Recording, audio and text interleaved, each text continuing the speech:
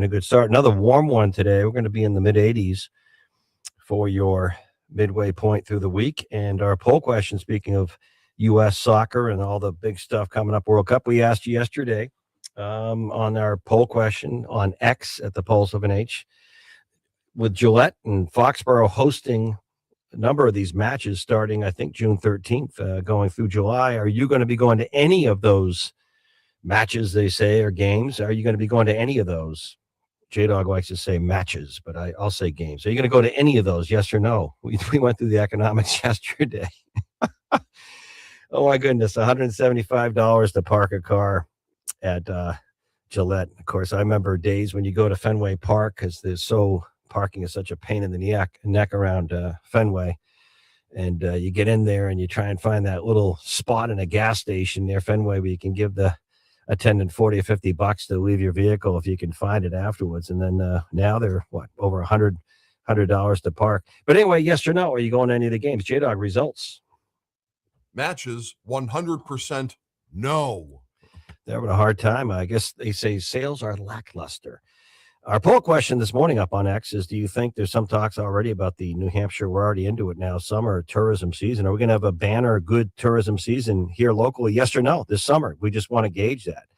Those Canadian tourists are still boycotting us, I guess.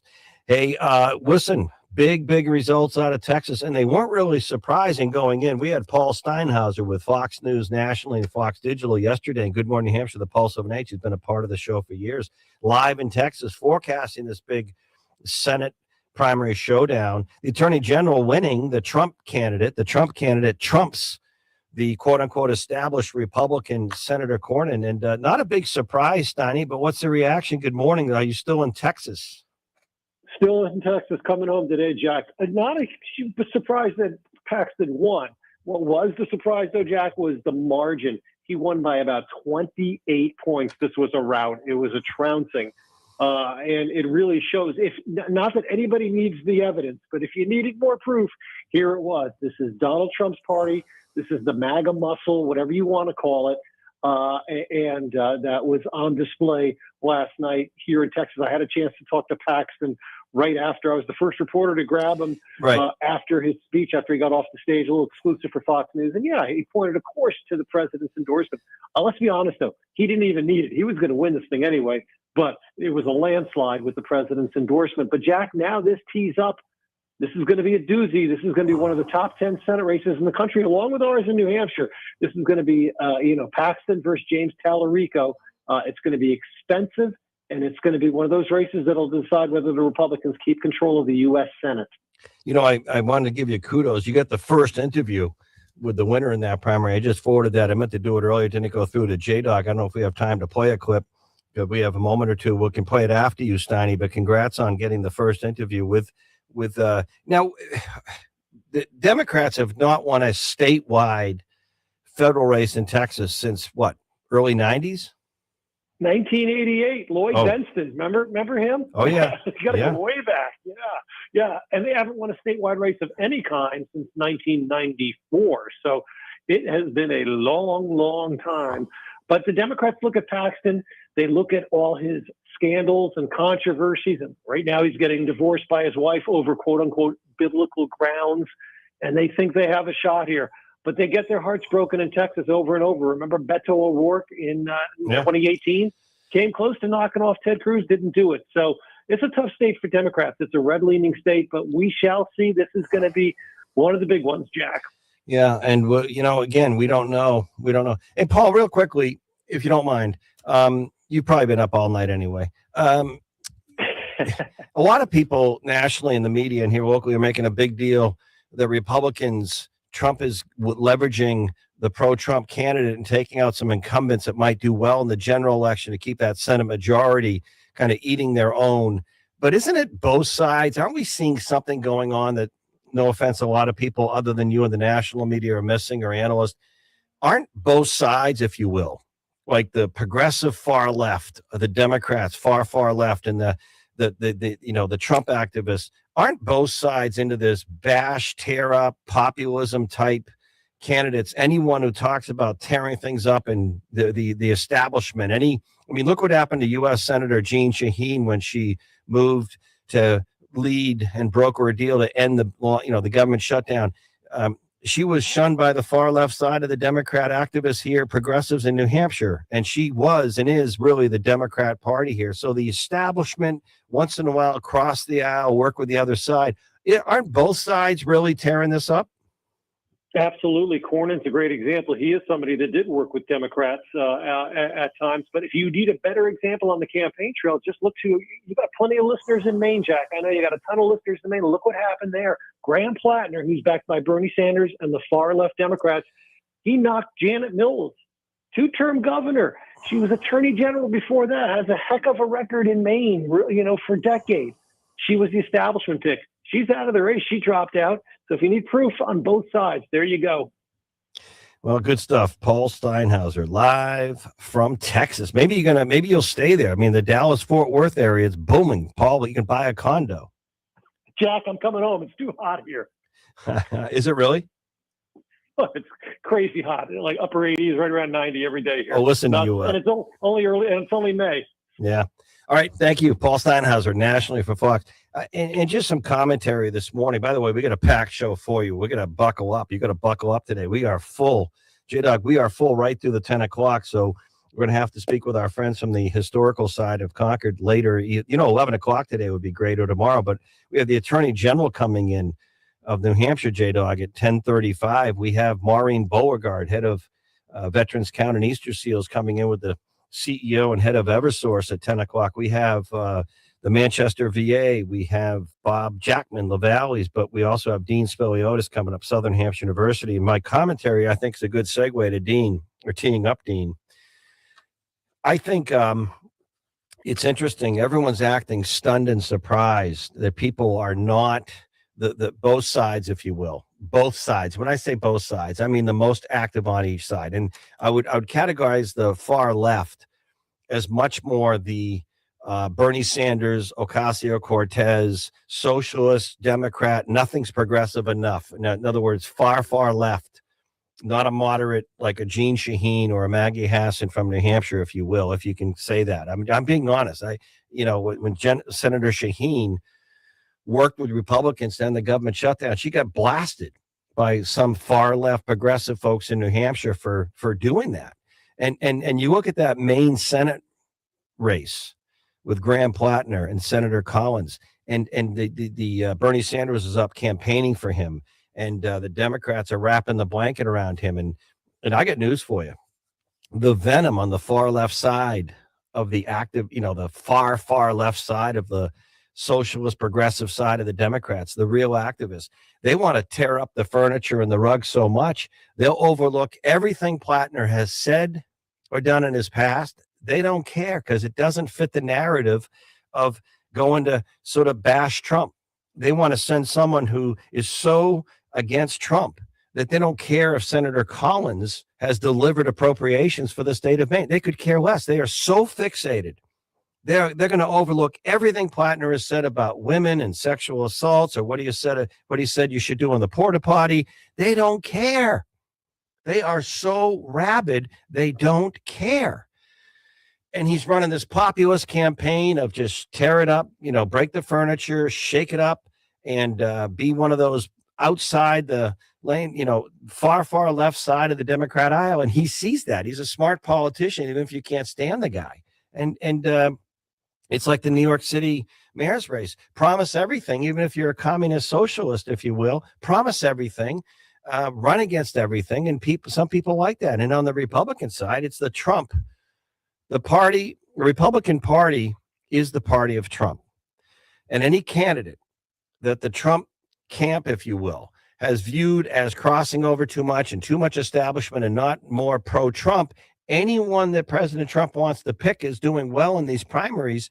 And I don't know about New Hampshire. I do not know what's going to happen here, because I don't know if the Trump influence on the Republican Party is as strong as some of these other states like Texas. I mean that. I'm just saying, I don't know. We're going to find out. We're going to find out because we have that big U.S. Senate race. See what Dean Spiliotis, Southern New Hampshire University, has to say. Hey, Alexa, hey, Google, play the Pulse of an H. We are back in a moment. It's more than baseball. It's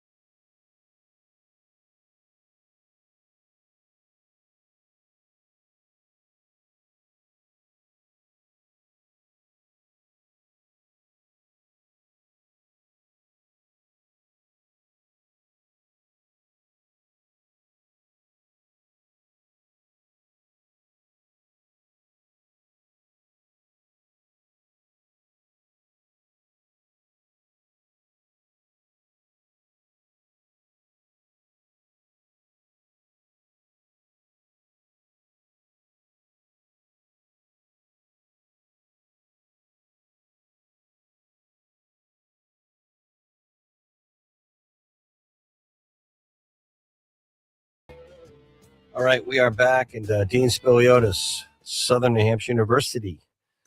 J-Dog, I forgot. Don't we have our wrestling friends on today? Speaking of Southern Yes, New we Hampshire. do. Yeah. What time's that? 11? I think that's 10:50. Okay, we'll check. One of those days we're just booked.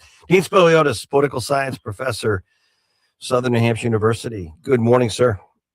Hey, good morning, Jack. Dean, we just had Paul Steinhauser on live in Texas talking about that, when I think the big story is not so much that the establishment Republican senator in Texas lost the primary to the attorney general, but the margin was what, more than 25 points. Isn't that right? Yeah, that's right. Yep, that's right. So- I think it was so 25 or 26. That's Yeah. a shellacking. But what does that say? Because we've had a few of these primaries, and everyone's making a big deal on the Republican side that President Trump is sort of rocking the apple cart. But isn't that what Trump's been doing all along? And isn't that what's going on the far left side for Democrats? I mean, look at Graham Plattner in Maine. He, right now, is disqualifying as these things he's done and posted in the past in social media. I mean, a Republican couldn't run for dog catcher in the state of Maine with this. I think people are going to overlook it and vote for him. I mean, isn't this happening on both sides? Yeah, I mean, Plattner, I think, is up over Susan Collins by about 7 points right now. I mean, we'll see how that race plays out. People have underestimated Collins before. Yeah, I mean, there's something larger going on. You can kind of feel it in the air. We've had these kinds of anti-incumbency moments before. Voters start to get a general sense or a general feeling that the institutions of government in Washington are not working for them. They're only working for the people who have been in power in some cases for decades. And Cornyn's been in, 20-something years, I think, at this point. He's a very conservative senior member of the Republican leadership. So they're giving up a lot of seniority in order to kind of blow things up a little bit. But yeah, you're seeing it on both sides. People are struggling with the cost of living. They're just kind of concerned that, in their own minds about the direction of the country, whether that's a conservative viewpoint or progressive viewpoint. Everybody has their concerns and a general feeling that, we get these moments. We tend to call them waves.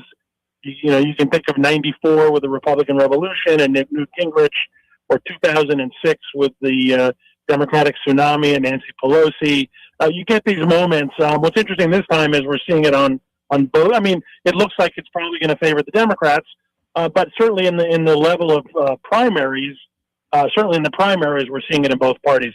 Definitely with Plattner and also with Paxton. I mean, Trump weighed in on the Paxton primary win, but he probably didn't need to. Paxton would have won anyway. You think so? I think so. I think.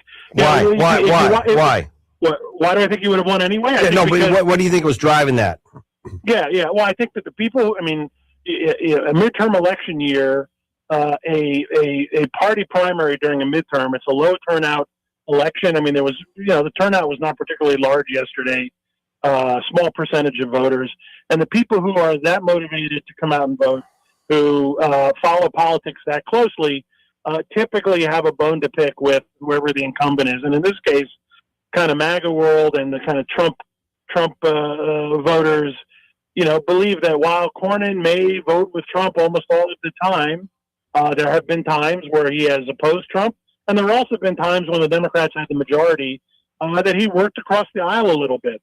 Not massively. Historically, he's been a strong conservative, but he has occasionally engaged in these sort of more bipartisan moments, and that was considered a sin, and so he has to go. So it's really a function of who turns out in these party primaries in both parties.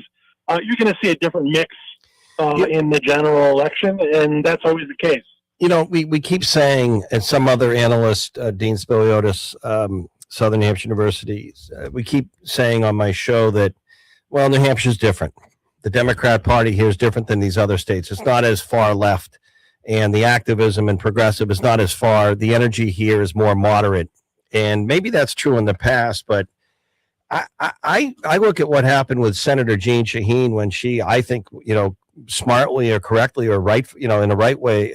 What do you want to say? I think she was good to broker an end of the government shutdown with Senator Hassan and Republican senators that was just going on too long. And she took heat from the far left side of the Democrat Party here. They were upset with her for breaking that juggernaut and being bipartisan. So I'm wondering if that was true in Texas on the Republican side. Are people underestimating the energy on the far left side of the Democrat Party here in New Hampshire or not? It's hard to know. You're right, and we do kind of often think of New Hampshire as a little bit different, especially at the gubernatorial level. You and I have talked about that before. I mean, part of this really isn't so much about policy. Part of it is about personality. I think one of the challenges that Republicans are going to face is that Pappas is not he's not a big left-wing troller on social media. He's not a polarizing figure, and that makes it a little bit harder. Paxton, by contrast, is a bomb thrower, and he likes to shake things up. Kind of that sort of roguish element. He seems to thrive with that. That's kind of what he's done historically. So, part of it is policy, part of it is personality. I mean, you think about it, Jack. Remember George W. Bush ran as a uniter, not a divider, and then Barack Obama was going to bring both sides together. You don't hear that kind of talk very much anymore. But Biden did a little bit of it, and he got pummeled for it. And Dean, great example, because I think the George W. Bush compassionate conservatism is George Bush Sr. I think the Bushes kind of were the moderate, not the moderate, but the sort of the before Donald Trump, sort of BT. More traditional, yeah. How about this? BT, before Trump. That's right. It was the party of Bush. Yep. After Reagan, the Bushes came in there. And I think it's hard for some of the Bush folks to get their arms around this, including Neil Bush, George Bush, the whole family. But those days are gone. The Republican Party, those days are history. And I think on the Democrat side, you mentioned some of the Democrats, same kind of thing. Those days are history. I think when you look at poll numbers in Congress, single digits? People don't approve of Congress. They don't like politics right now. So the real battle is both sides of the activists on each side. They're the ones that are tearing up things. They want to tear things up. They don't want to compromise. They don't want to work with the other. The name of the game is bash the other one until they can't stand up. Yeah, I mean, historians often say that Ronald Reagan would not have been able to get the nomination of the Republican Party today. It's just a fundamentally different party after Trump. And again, as I said, a lot of this kind of activity that you're describing is, really resonates particularly in these sort of non-presidential party primaries. And so, the name of the game, I think, for, Texas still trends, for as problematic as Paxton is in some respects, that seat still trends Republican. It's going to cost a fortune. I think it's probably going to be the most expensive Senate race in the country, is my guess. At least several $100,000.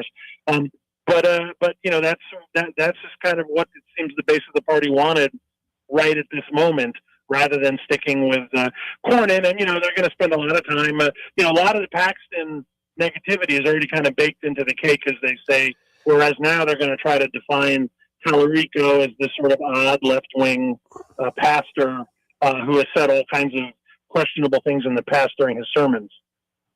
It's interesting. And I don't know where it goes, Dean, but we are in a very, how do I say it, this sort of the two-party system. I'm surprised at, Dean. I'm just going to say this quickly because I've seen this in New Hampshire, going back to Miriam Luce when the Libertarians really made some inroads and got into the gubernatorial debate. I'm surprised. I am surprised. And I know Kennedy flirted with it and then didn't do it because it's very hard to do. I know the system is rigged against it, but I'm surprised we don't really see a national third-party type movement where there is appeal to the people that are so turned off from both far sides. So you know what I'm saying? Yeah, I mean, we've had so many attempts at that. The No Labels Party, got the Greens, the Reform Party, the Libertarians, all these parties on both sides. And do you know why? Do you know why?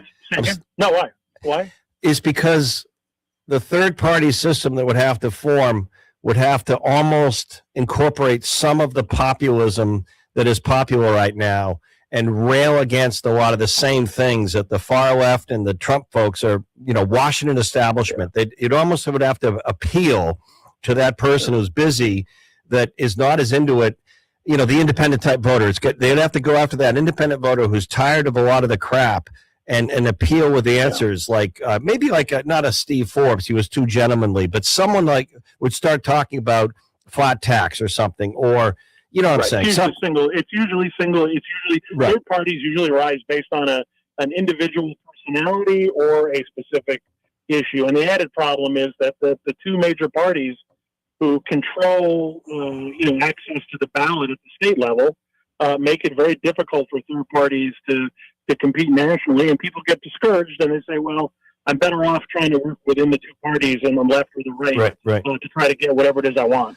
Dean Spiliotis, Southern Hampshire University. Thank you for the insight. We didn't even talk about the Middle East. Thank you, Dean. We'll get that next. Thanks, Jack. Hey, Alexa, Google Play the Pulse of NH. Back in a moment. 107.7.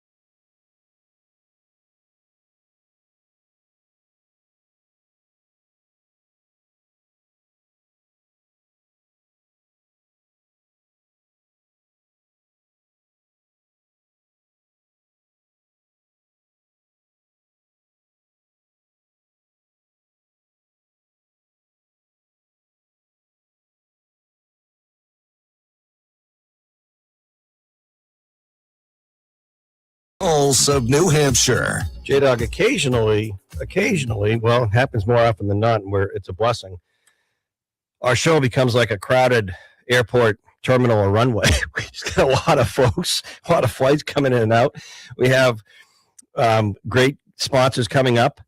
Bob Jackman, LaValleys, and we have Kevin Forrest, Manchester, VA. We have the head of Easter Seals in our studios coming up after that, and the head of Eversource talking about a walk next week, June 4th, for veteran, the whole effort, and then the Attorney General of the state's coming in.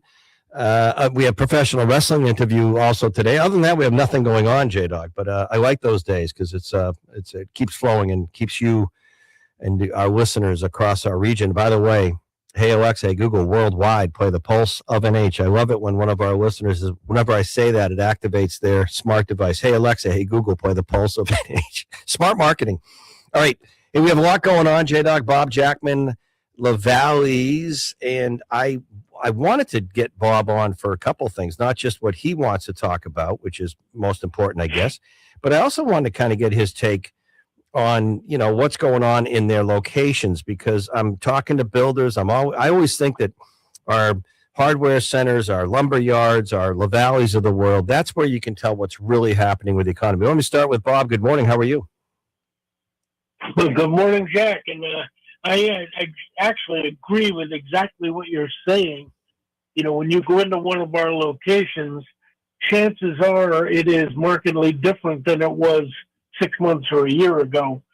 So you got to actually look around. You got to, I always say, shop like a woman, because you don't know what's going on. You can't say that anymore, Bob. You're going to upset some people. You know, I'm old enough so that I don't care about that, but it is absolutely true. You know what you should say? Woman will take- Maybe a smarter shopper. There you go. there we go. There we go. I'm on the way to being politically correct. No, it's okay. I'll never get there. Let me ask you that. Well, it's okay. You can run. You can run for Senate in Maine and say anything, and no one cares. Hey, Bob. I want to talk about safety in a moment, but my question though on your locations, because I drive by. That's interesting. On one of my jaunts back and forth from the studios, I'll go by 2 of your locations. And are your associates, are your teams, your lumber yards, your drive-through, during the week, I imagine it's more professional contractors. I imagine weekends are weekend warriors. But what are you hearing from your locations?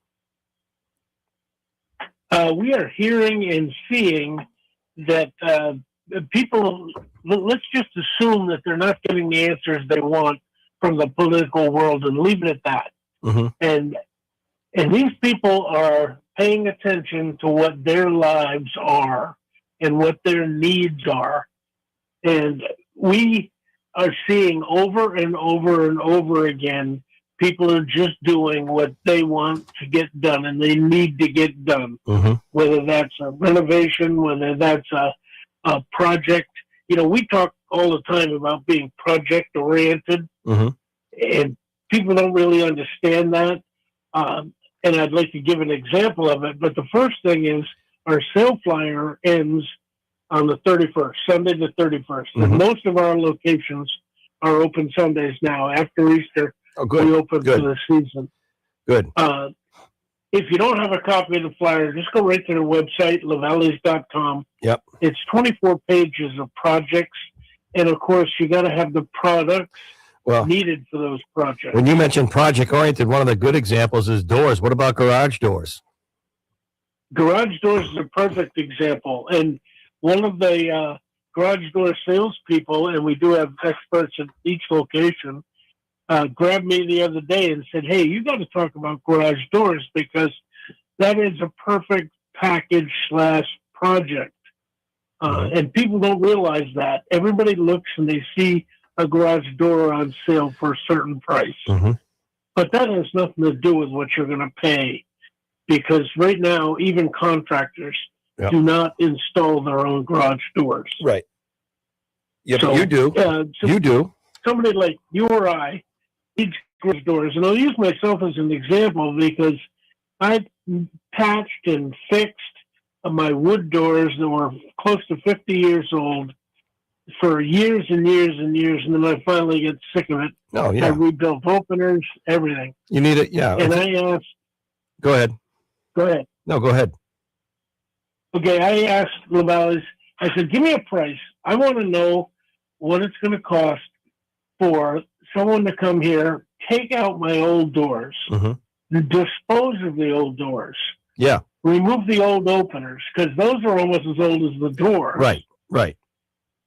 And dispose of those also. Install new doors, Mm-hmm. set them up properly, and I couldn't believe the options I had. Well, so I gotta interrupt here. I'm looking at your flyer, and I'm looking at 2 doors, 8x7, installed metal colonial style, under a certain price, and I don't want to say the price here because I would have thought it would have been double, twice as much. Is that the all-in price that I'm seeing on the flyer? Well, right now, I just yesterday had that same salesman that talked to me give me a quote for 2 8x7 doors, and I can't believe that people are still using those. But he said that is a very popular size Yep. with today's smaller cars. Yep. And it was under $4,755 Under $5 for grand. 2 8x7 Yeah. doors. I would have thought that would have been And $8 or $9 grand right these days. Yeah. Yeah, well, and you can spend that. I mean, they make these garage doors that look like absolutely anything. Yep. And Good stuff. you just drive around Lake Winnipesaukee. Yep. And you'll see them all. Yep. You'll see all the different styles and sizes. There you go. I would counsel people, anybody that talks to me, I say you minimum size door should be a 9x7. Yep. And that's only adding, not even a couple $100 to that quote. That's a great quote. Get into LaValley's today. Open on Sundays. Bob, we just got a bunch of people. The Attorney General says hi, or he will. Good stuff, Bob. Check it out. LaValleys.com. Garage doors is a great example. Project oriented. Safety as always. Thank you, Bob, on this Wednesday. Thank you, Bob. Thank you, and have a great day. Thank you. All right, when we come back, we're going to be checking in. They had a good turnout at the Manchester VA, the Memorial Day ceremony. Kevin Forrest will update us. Also, we're going to talk a little bit about opioid overdose, and we had a good segment the other day on addiction and what the VA is doing to combat that. And then we hear from our friends at Eversource and Easter Seals, a big walk coming up. Hey, Alexa, Google, play the Pulse of an H. Back in a moment. This is the Pulse of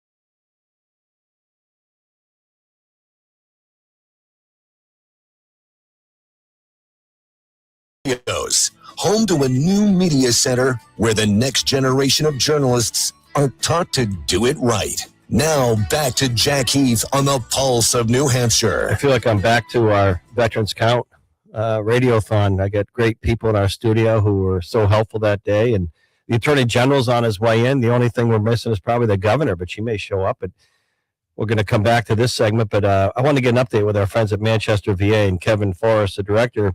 Kevin, before we talk about some of your clinical pharmacy stuff, first of all, good morning and kudos to you because I heard you had a really good turnout on Memorial Day for the ceremony at the VA, which is highly appropriate. Good morning, Jack. Yeah, it was really, really great event. You know, it was nice to have the congressional delegation and the governor and the mayor and everybody. And, you know, I bet we had, 400 to 500 people here and Wow, that's recognized, veterans that had passed over the past year. Just real moving event. That's what we do. Hey, before we talk about some of the pharmacy stuff, I'm starting, and maybe I'm getting my hopes up, but I'm starting, and a lot of it had to do with our day, where we're our 12-hour day for Veterans Count and all the veteran services part of Easter Seals. But I'm starting to get the feel that on some of these pushes and outreach that we're doing, and I'm wondering if you're getting it from the VA, more and more women now are coming out of military service, becoming veterans. I'm starting to get the feel that veterans are starting to be open more for the support out there versus as being as difficult of an audience to reach. Are you sensing on enrollment and inquiries, are you getting good feedback out there? We are, Jack. We're well known for getting out there on the streets and enrolling our veterans. And, I think I had mentioned in previous, segments here that, we're over 30,000 veterans enrolled now. And women veterans, as you mentioned, is our fastest growing veteran population here. So that's why we're building our new clinic and moving forward.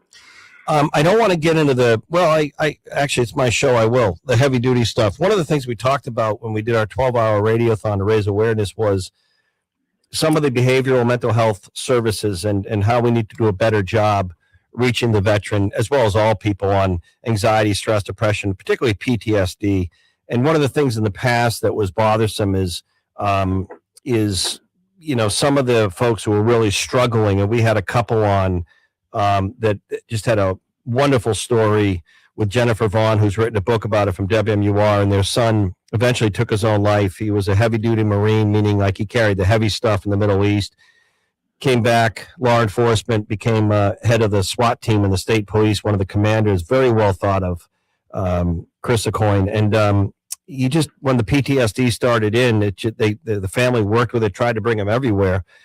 For different treatments, and a lot of the places would just say, here's some medications and opioids, which just really just added to an addiction issue. And you've been aware of this there, and you're trying to do some things to really fight this opioid addiction. So tell us about that. You have, I think, Caitlin with you. I do. I have Dr. Caitlin Moses, one of our clinical pharmacy practitioners, extraordinaire here with us today. And, she's going to talk with us about National Naloxone Day, a.k.a. Narcan, I think, for all of us listeners out there, that will be taking place on June 5th. And this is, a medication I hope that everybody knows it's out there to reverse, the impacts and effects of opioids there, and is, right on the front lines of us battling opioid addiction. So I will give it to Caitlin, and she can take it away. Thank you. Jack. Hey, Doc, is it Dr. Caitlin? Sure, Dr. Caitlin Viz. So we are recognizing the National Naloxone Awareness Day on June 5th at all of our VA locations. What we want to do is really raise awareness for both providers and veterans about opioid overdoses and really try to reduce the stigma around substance use disorders and overdose prevention. We're hoping to educate both providers and veterans about naloxone and how it can reduce opioid overdoses and save lives. Go ahead. Yeah, no, go ahead. So as Kevin mentioned, naloxone is an emergency medicine. It temporarily blocks the effects of opioids such as fentanyl or heroin we hear about, or even prescribed oxycodone and morphine. It can reverse it slowly if someone is stopping breathing for an overdose. And we like to have it around just for emergencies. We really hope no one has to use it. And we like to give the analogy of like a safety belt or an EpiPen. You wear the seatbelt hoping you never get in a crash, or you have an EpiPen on hand hoping you never have an allergic reaction. but we want people to have it because it is life-saving. Well, I remember it wasn't too many years ago when our law enforcement and first responders were needing this in their vehicles, and they didn't have it, and they had to get trained in it, and that was years ago. Caitlin, is it as readily available as it was, and where can you get it? Yeah, so you can contact the veterans here, can contact their primary care or mental health prescribers, but they also can walk up to our pharmacy and ask for it. The pharmacist at the window, we call it, can write the order and process it, and the veteran can receive it free of charge as long as there's an indication for the veteran. So there's a need on his behalf or her behalf. Yeah, and how long have you been, are you full-time with the VA? I sure am. What brought you to this work? Oh, God. Residency. I did my residency with the VA, and I've been with the Manchester VA for 9 years, but 19 total with the VA. All right, and Kevin, is these types of programs? Do you feel good about getting someone like a Caitlin there? Certainly feel wonderful. We recruit all the time, and we bring in the best of the best here at the Manchester VA, and continuing to do so. All right. Anything else coming up? I know it's been a busy period. When, by the way, the Women's Health Center, when does that open? We're looking at early spring of 27 now. We're actually doing a walkthrough with some of the national folks today, looking at the, wow. They got the walls in place inside, and looking forward to it. So, all right. Anything else coming up in the next week or so? We do. Well, Jack, just to promote our America's Freedom 250 Veteran Outreach event, of which I'll be glad to see you here on the 18th of June. Oh, that's this right. is a one-stop shop for veterans to come by and learn about claims and enrollment and all things VA. So everybody out there, for the listeners, please come on by.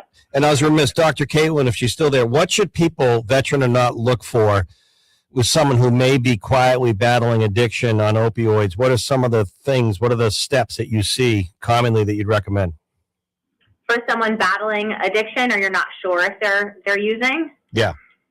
Yeah, I mean, I like to have an open and honest conversation, whether I work in pain management here. Yeah. So it's easy for us to sort of identify that. We've been trained to do that. I just ask if they're using other substances. We make it very nonchalant. We mention other items or things that are available, like Kratom is big now. Mm-hmm. We just ask how they're using it, how frequently. Cannabis is very well used here. So just opening up that dialogue is very important, and to make it non-judgmental for sure. That is being used now at the VA, cannabis? No, it is not being supplied or prescribed. but Okay, I we misheard. have to have I misheard. I open didn't hear you. conversation. What's- No, that's okay. Yeah, no, I thought I misheard. Listen, thank you so much, Dr. Caitlin and Kevin. Great stuff on Memorial Day. Great. Looking forward to seeing you in a couple of weeks, Jack. Thank you. Great to have in our studios a couple really wonderful community leaders. Maureen Beauregard is the CEO of Easter Seals, but really that's fine and good, but all I care about is the veteran services and veterans count. And thank you so much again. Just a few weeks ago, haven't had a chance to debrief with you, but we are talking about a great walk that's coming up next week. And someone who helped us out the same day for Veterans Count was the great Bob Coates, the head of Eversource locally. And I've been it's been wonderful to have him more part of the show, not just for their veteran committee where they support our veteran stuff and our veterans count and the push here, but also I've met a lot of great parts of the Eversource team, environmentally and otherwise, that I didn't even know existed. In fact, I still have my my butterfly artwork from my artist out in Hancock. I forget his first name, but what a talented young man. He was helping to talk with some of the younger people on a day. I think it was they had a day off from school. But anyway, Maureen, let me start with you. Thanks for we're going to take a break and have a full segment, but I wanted to get going. Great event. You're partnering with Eversource on some stuff. Yes, we are. And Eversource has been a partner with us for around 10 years. The walk is 10 years old. Really? What I love about Eversource is the relationship goes deeper. You talked about Veterans Count. They're supporting the Military and Veterans Campus in Franklin. This walk is big. It's one of our biggest events, well supported by the community. We have a lot of folks with disabilities as adults that walk that walk. This is their thing that they come for. And it is a highlight of the year for them. But with Eversource, it's really that deep partnership that every nonprofit is looking for. And I wouldn't hesitate even a little bit, to call Bob and say, hey, Bob, we have this going on. What do you think? Yeah. Tom Davis, who is with Eversource, sits on the board of directors. Great board member, terrific board member. Well, So it goes deep and wide, Jack. it's a good partnership. It's a great partnership. And you know, Bob, I called one of your key people. I don't know where he is today, William Hinkle, but he was actually on vacation away when you helped us out on Veterans Count, and he responded, and boom, yep, Bob, we'll get him there, you know. And so I guess the community thing is real, and I think, you know, with all the crap going on nationally, I'm sorry, but a lot of it's just noise, and it's just negative, it's divisive. One of the things in New Hampshire, and Tom Raffio speaks about it a lot, Northeast Delta Dental, another great supporter of yours up Yes. at Franklin, Maureen, Bob, is this community partnerships and relationships, like, you know, just the relationships of business leaders and sort of doing some good in the community. It's real here. It's not fiction. No, you're absolutely right, Jack. Eversource is involved in all the communities that we serve. Our customers are there, that we see the need, and we want to partner. So we're really honored to be here with Easter Seals in New Hampshire. We've been here with Maureen to support 10 years of the Easter Seals 5K run and walk. For those that are, hustling, they're going to run. For the rest of us, we're going to walk. And it's a signature event for us at Eversource. It's our largest event we do in New Hampshire. We have over 50 employees volunteering their time. And Wow. Team Eversource has 500 participants right now in the walk. Well, when we come back, we'll tell how people can sign up and add to the numbers. Is William Hinkle going to walk in this or run? Or neither? Is he going to have a moped? No, Golf he's gonna lead the way. Okay. All right. Hey, we got to go to the top of the hour because we're on a bunch of stations now up into Maine as well, an additional FM. So good morning up into Portland, Maine. You need more good news talk up there. Trust me. So you can listen to us now. 98.7 FM, HD2, 98.1 FM up there as well. Seacoast of New Hampshire, of course, Lakes region, we got you covered. An additional FM signal on top of 107.3 FM, 93 FM, HD2. Hey, Alexa, hey, Google, play the Pulse of Nate. Shaq, Keith, J-Dog on the boards. Back in the morning.